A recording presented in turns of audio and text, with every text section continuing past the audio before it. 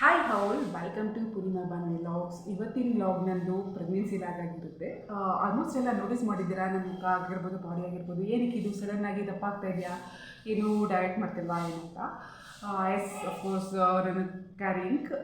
So ಇವತ್ತಿಂದ ಸ್ವಲ್ಪ ದಿನ ಆದಮೇಲೆ ನಾನು ವ್ಲಾಗ್ನ ಸ್ಟಾರ್ಟ್ ಮಾಡ್ತಾಯಿದ್ದೀನಿ, like pregnancy vlog. Because issues ಇರುತ್ತಲ್ಲ, ಏನೇನೋ ಓಡಾಡೋಕ್ಕಾಗದೇ ಇರೋಂಥದ್ದು, ಸುಸ್ತಾಗೋದು, ಎಲ್ಲ ಇಶ್ಯೂಸು ಆಲ್ಮೋಸ್ಟ್ ಎಲ್ರಿಗೂ ಗೊತ್ತಿರುತ್ತೆ. ಮೀನ್ಸ್ ಪ್ರೆಗ್ನೆನ್ಸಿದ್ದು ಯಾವ ಥರ ಕಾಂಪ್ಲಿಕೇಶನ್ ಯಾವ ಥರ ಇರುತ್ತೆ ಅಂತ. ಸೊ ಅದಕ್ಕೆ ನಾನು ಇವಾಗಲಿಂದ ಮಾಡ್ತಾಯಿದ್ದೀನಿ. ಹಾಗೆ ಹೀಗೆ ಕಂಪೇರ್ ಮಾಡಿದ್ರೆ ಸ್ವಲ್ಪ ಲೇಟ್ ಆಯಿತು ಅಂತ ಅನಿಸುತ್ತೆ ಈ ವ್ಲಾಗ್. ಸೊ ನಾನು ಇವತ್ತಿನ ವ್ಲಾಗಲ್ಲಿ ನನ್ನದು ರೊಟೀನ್, ಲೈಕ್ ಎಕ್ಸಸೈಸ್. ಈಗ month by month, first trimester, second trimester, third trimester exercise difference ಇರುತ್ತೆ, ಡಿಫ್ರೆಂಟಾಗಿ ಮಾಡಬೇಕಾಗತ್ತೆ ಆ್ಯಕ್ಚುಲಿ. ಸೊ ನಾನು ಹಾಗೆ ಈಗ ನನಗೆ ಆಲ್ಮೋಸ್ಟು ಸೆಕೆಂಡ್ ಆ್ಯಂಡ್ ಥರ್ಡ್ ಬಿಟ್ವೀನಲ್ಲಿ ಇದ್ದೀನಿ, ಟ್ರೈಮಿಸ್ಟರ್ ಬಿಟ್ವೀನ್. ಸೊ ಇದಕ್ಕೆ ಬ್ಯಾಲೆನ್ಸ್ ಮಾಡ್ಕೊಂಡು ಹೋಗ್ತೀನಿ.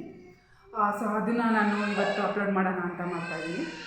ಫಸ್ಟು ನಾನು ಆ್ಯಕ್ಚುಲಿ ನನ್ನ ಮಗಳು ಪ್ರೆಗ್ನೆನ್ಸಿಲಿ ಇರುವಾಗ ಯಾವುದೇ ಥರ ನಾನು ವ್ಲಾಗ್ ಮಾಡ್ತಿರಲಿಲ್ಲ, ಕಂಟೆಂಟ್ ಕ್ರಿಯೇಟ್ ಏನು ಮಾಡ್ತಿರಲಿಲ್ಲ. ಸೊ ಅದರಿಂದ ನಾನು ಅವಳ ವೀಡಿಯೋಸು ತುಂಬ ಚಿಕ್ಕದ್ರಿಂದ ಯಾವುದೂ ಅಪ್ಲೋಡ್ ಮಾಡಿಲ್ಲ. ಆಲ್ಮೋಸ್ಟ್ ಅವಳಿಗೆ ಒಂದು 4-5 ಇಯರ್ಸ್ ಆದಮೇಲೆ, ಲೈಕ್ ಈಗ ರೀಸೆಂಟಾಗಿ ನಾನು ಮಾಡ್ತಾ ಇರೋವಂತಹದ್ದು. ಸೊ ಅದು ಇಫ್ ಇನ್ ಕೇಸ್ ಅವಾಗ ಮಾಡಿದರೆ ಒಂಥರ ಮೆಮೊರೀಸ್ ಎಲ್ಲ ಕಲೆಕ್ಟ್ ಆಗಿರೋದು ಅವಳದು ಹುಟ್ಟಿದಾಗಲಿಂದ, ಅದೊಂದು ಮಿಸ್ ಮಾಡ್ಕೊತೀನಿ. ಸೊ ಇದರಿಂದ ಅದು ಸ್ವಲ್ಪ ಸ್ವಲ್ಪ ಇಫ್ ಇನ್ ಕೇಸ್ ಸಿಕ್ಕಿದ್ರೆ ಹಳೇದು ಫೋಟೋಸ್ ಆ ಥರ ಎಲ್ಲ ಹ್ಯಾಡ್ ಮಾಡೋಣ ಅಂತ ಅಂದ್ಕೊಂಡಿದ್ದೀನಿ. ಐ ಡೋಂಟ್ ನೋ ಎಷ್ಟು ಸಿಗುತ್ತೆ ಏನಂತ. ಸೊ ಇವಾಗ ನಂದು ರೊಟೀನ್ ಯಾವ ಥರ ಇದೆ ಅಂದರೆ, ಲೈಕ್ ಎಕ್ಸಸೈಸ್ ಆಗಿರ್ಬೋದು, ವಾಕಿಂಗ್ ಆಗಿರ್ಬೋದು, ಆ ರೊಟೀನು. ಸೊ ಅದನ್ನು ನಾನು ಅದರಿಂದ ಸ್ಟಾರ್ಟ್ ಮಾಡ್ತೀನಿ ಅಂತಲೇ ಹೇಳ್ಬೋದು ಈ ವ್ಲಾಗ್. ಸೊ ಇವಾಗ ನಾನು ಬೆಳಗ್ಗೆ ಎದ್ದು ಒಂದು ದಿನ ಆಲ್ಮೋಸ್ಟು ನಾನು ತುಂಬ ಬೇಗನೆ ಎದ್ದೇಳ್ತೀನಿ ಅಂತ ಹೇಳೋಕ್ಕಾಗಲ್ಲ. ಫುಲ್ ಆಲ್ಮೋಸ್ಟ್ ನಾನು ಎದ್ದ ಮೇಲೆ ನನ್ನ ಮಗಳಿಗೆ, ನನ್ನ ಹಸ್ಬೆಂಡ್ಗೆ, ಆಫೀಸು, ಸ್ಕೂಲ್ಗೆ ಎರಡಕ್ಕೂ ತಿಂಡಿ ಮಾಡಿ ಅವ್ರಿಗೆ ಕಳಿಸ್ಬಿಟ್ಟು ಆಮೇಲೆ ನೆಕ್ಸ್ಟ್ ನಂದು ರೂಟೀನ್ ಇರುತ್ತೆ. ಸೊ ಆಮೇಲೆ ನಾನು ಫಸ್ಟು ವಾಕ್ ಮಾಡ್ತೀನಿ. ವಾಕು ನಾನು 2 ಥರ ಮಾಡ್ತೀನಿ. ನನ್ನ ಮಗಳಿಗೆ ಸ್ಕೂಲ್ ಇಲ್ಲ ಅಂದಾಗ ನಾನು ಮನೆಯಲ್ಲೇ ಮಾಡ್ಕೊತೀನಿ. ಸ್ಕೂಲ್ ಇರುವಾಗ ಅವಳನ್ನ ನಾನು ಡ್ರಾಪ್ ಮಾಡೋದ್ರಿಂದ ಆಲ್ಮೋಸ್ಟ್ ನನಗೆ ವಾಕ್ ಅಲ್ಲೇ ಆಗುತ್ತೆ. Almost morning 20 minutes or 2 kilometres, evening same 2 kilometres, overall 4 kilometres walk ಮಾಡ್ತೀನಿ ಡೈಲಿ. ಸೊ ಅದು ಸ್ಪ್ಲಿಟ್ ಆಗುತ್ತೆ ಆ್ಯಕ್ಚುಲಿ.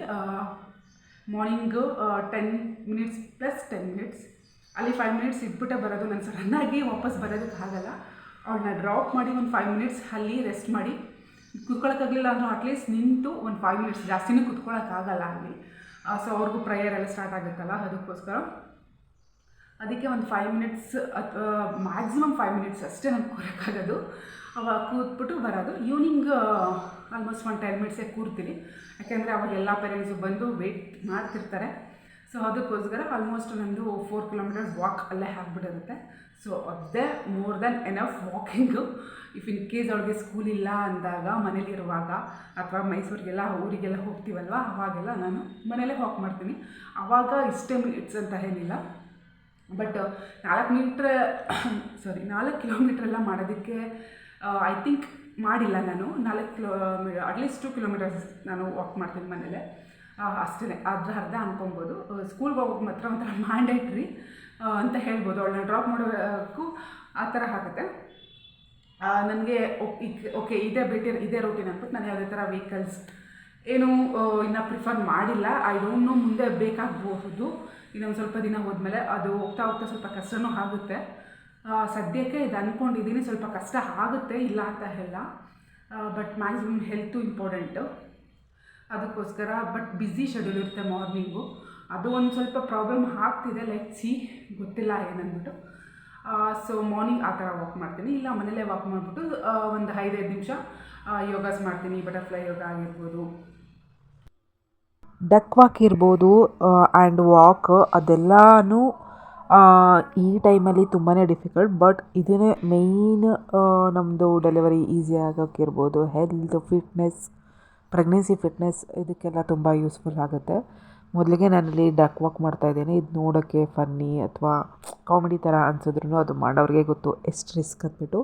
ಇವನ್ ಬಟರ್ಫ್ಲೈ ಎಕ್ಸಸೈಸು ಇರ್ಬೋದು, ಇದು ನೋಡೋದಕ್ಕೆ ಈಸಿ ಇದೆ, ಮಾಡ್ಬೋದು ಅಂತ ಫೀಲ್ ಆಗುತ್ತೆ, ಈಸಿಯಾಗಿ ಮಾಡ್ಬೋದು ಅಂತ. ಬಟ್ ನಮಗೆ ಆ ಸ್ಟಮಕ್ಕು ಲೈಕ್ ಆ ಪ್ರೆಗ್ನೆನ್ಸಿ ಬೆಲ್ಲಿ ಎಲ್ಲ ಅಡೆತಡೆಗಳು ಬರೋದು, ಅದು ಡಿಸ್ಟ್ರ್ಯಾಕ್ಟ್ ಆಗೋದು ಅದೂ ಆಗುತ್ತೆ. ಹಾಗೆ ನಾರ್ಮಲ್ ವಾಕ್ ಒಂದು ಕಂಫರ್ಟಬಲ್, ಬಟ್ ಫಾಸ್ಟಾಗಂತೂ ನಡೆಯೋಕ್ಕಾಗೋದಿಲ್ಲ.